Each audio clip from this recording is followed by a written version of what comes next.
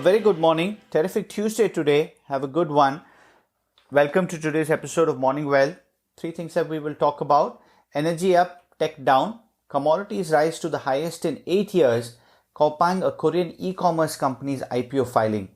The Nasdaq Composite was down on Monday as rising bond yields and investors bet on further economic rebound weighed on the shares of technology giants such as Apple and Microsoft. The tech-heavy Nasdaq lost about 2.5%. The S&P was down 0.8%, its fifth consecutive losing session, and the Dow eked out a slight gain of 0.1%. Tech stocks that were recently trading at records posted broad declines. Microsoft, Apple, Amazon all were down between 2 to 3%. Shares of electric car maker Tesla tumbled about 8.6%. The 10-year Treasury rose to 1.37% from 1.34% on Friday, extending its gains after climbing for 3 consecutive weeks. Factors behind rising yield include the rollout of the COVID-19 vaccine and President Biden's proposed $1.9 trillion stimulus package, which is expected to accelerate an economic rebound. In terms of sectors, 6 of the S&P 500's 11 sectors rose on Monday, with energy rallying 3.5%, financials also posting gains. Tech, consumer discretionary and utility stocks were the worst performers. Oil helped the energy sector go up. Oil prices have recovered to pre-pandemic levels amid expectations that mass vaccinations will spur a revival of travel. Front-month US crude futures gained 3.8% on Monday to settle at about $61.49 a barrel, their highest level since January 2020. Analysts attributed the gains to weaker dollar, which makes oil cheaper overseas, and expectations that inventory data to be released later this week will show a sharp drop in US stockpiles. Generally, it was a good day for travel stocks. Royal Caribbean rose to the highest in nearly a year after saying bookings continue to improve, lifting the shares of cruise line competitors as well. The broader travel and hotel sector also gained, buoyed too by optimism around reopenings. Cinemas also rose.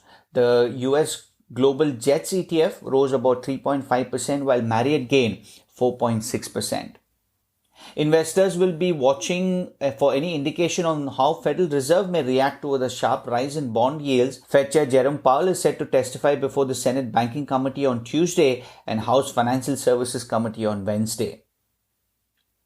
Commodities rose to the highest in almost 8 years amid booming investor appetite for everything from oil to corn. WTI climbed above 61 and Brent was above 65.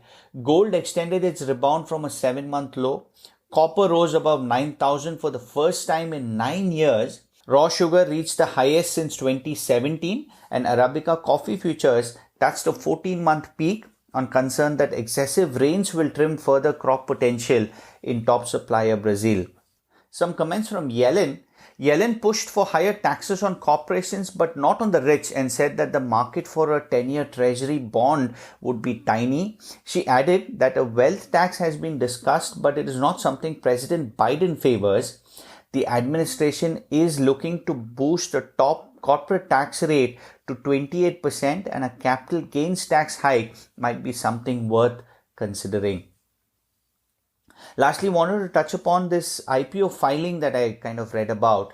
The crown jewel in SoftBank's investment portfolio is Chinese e-commerce giant Alibaba. Now SoftBank is hoping to repeat that in South Korea. Coupang, a fast-growing Korean e-commerce company founded in 2010, filed this month for an initial public offering in New York that would come as early as March.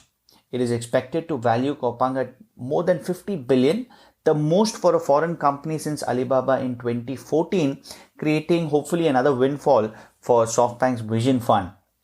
The Japanese company is a 38% owner, a stake it acquired by investing a total of about $2.7 billion since 2015.